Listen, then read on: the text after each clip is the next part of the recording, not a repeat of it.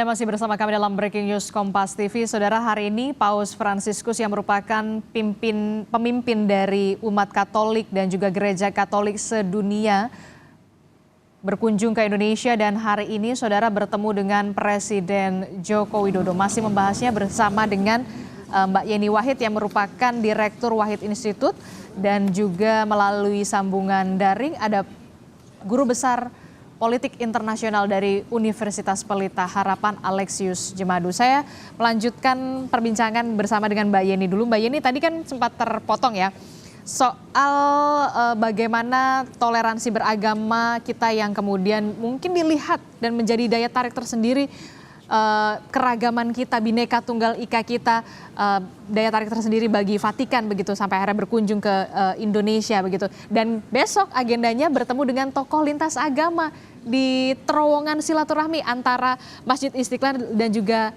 Katedral, Gereja Katedral. Betul. Dan itu kan menjadi simbol besar di dunia.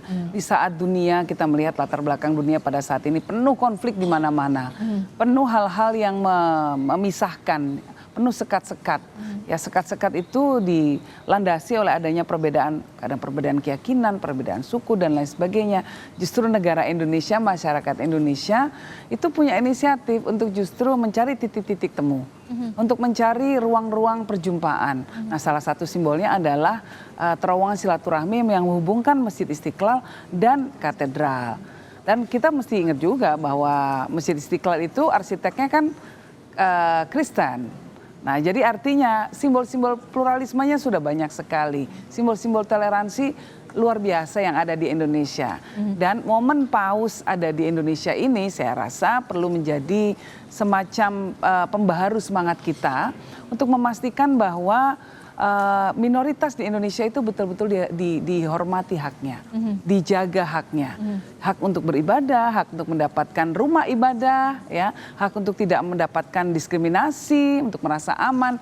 Itu betul-betul harus kita praktekkan, ya, antara negara dan masyarakat, betul-betul memberikan ruang aman bagi semua warganya. Termasuk juga pada saat era kepemimpinan Presiden Gus Dur juga kan kita lihat pada saat itu ada kebijakan kebebasan beragama untuk kaum Tionghoa begitu ya pada saat itu. Kemudian juga Hari Raya Imlek menjadi Hari Raya Nasional pada saat itu.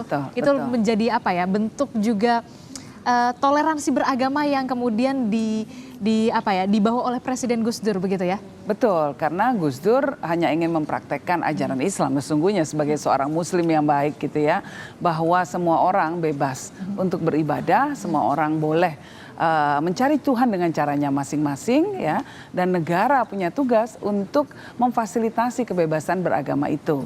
Nah, jadi sebetulnya nggak ruwet ya kalau katanya Gus Dur gitu aja kok repot gitu ya. Kok repot ya, benar. Nah, itu sebenarnya begitu. Negara fungsinya apa sih? Untuk melindungi warga. Warga maunya apa sih?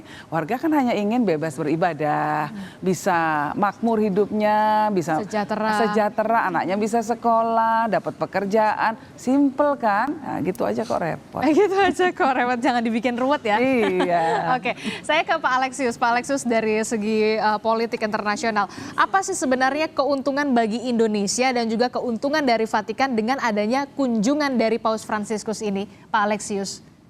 Ya, keuntungan bagi kita kunjungan Paus Fransiskus ini bisa afirmasi, ya, pengakuan terhadap Indonesia selama ini yang merupakan negara berkembang yang besar ya, dengan penduduk 270 juta, kemudian keragaman yang begitu kompleks, tetapi kita bisa hidup damai. Itu persembahan Indonesia ke dunia untuk membangun perdamaian dunia, itu besar sekali itu dampaknya. Nah, hari ini dengan kunjungan Paus itu satu kebanggaan bagi Indonesia, bahwa Indonesia ini adalah satu proyek perdamaian yang dipraktekkan oleh orang Indonesia sendiri di tengah keragaman kita, ya, bahwa demokrasi itu diterima secara luas ya oleh rakyat Indonesia, oleh ormas keagamaan, dan ini merupakan suatu modal besar, portofolio bagi Indonesia yang menyatakan dirinya sebagai kekuatan perdamaian dunia sesuai dengan amanat pembukaan UUD 45. Jadi hari ini Indonesia mempresentasikan dirinya ke dunia apa yang bisa Indonesia tawarkan ya. Karena dunia seperti kata Mbak Yeni tadi dilanda konflik. Kita lihat di Gaza ya, ada persoalan kemanusiaan yang luar biasa. Nah, Indonesia menunjukkan kepada dunia bahwa Indonesia bisa menyumbangkan sesuatu kepada dunia melalui kredensial, melalui soft power-nya, melalui diplomasinya. Indonesia bisa dipercaya sebagai bridge builder. Bukan karena kita klaim begitu saja, tapi karena kita sudah mempraktekannya. Ya, ada tokoh kita seperti Gus Dur, ya, yang mempraktekkan itu, dan itu diketahui oleh dunia. Nah, Indonesia menjadi sorotan hari ini dengan pertemuan Paus dan Presiden Jokowi ya, untuk menunjukkan bahwa Indonesia siap memberi kontribusi bagi perdamaian dunia, dan itu sudah menjadi komitmen kebijakan luar negeri kita. Itu Mbak Adisti. Termasuk juga membawa misi perdamaian untuk Palestina ya, yang juga harus benar-benar dikonsentrasi, baik itu dari Paus Fransiskus dan juga Presiden Joko Widodo. Dalam hal ini kita Indonesia yang memang sudah jelas kita ini menghormati dan juga menginginkan kemerdekaan dari Palestina. Betul. Jangan sampai ada korban-korban lagi yang masih berjatuhan di hari ini. Paus Fransiskus kan mengatakan enough is enough. Cukup. Betul. Cukup yang sedang terjadi ya, kebiadaban yang sedang terjadi. Karena ini bukan soal agama, tapi kemudian soal kemanusiaan. Kalau kita melihat ya, Pak Lusius juga pasti setuju dengan apa yang saya ucapkan. Paus Fransiskus itu jauh melampaui sekat agama. Ketika beliau membasuh kaki pengungsi Syria, ya, seorang perempuan Syria pakai jilbab, dibasuh kakinya, dicuci kakinya. Itu kan menunjukkan bahwa beliau itu sudah melampaui sekat-sekat agama. Ini orang Muslim yang dibasuh kakinya.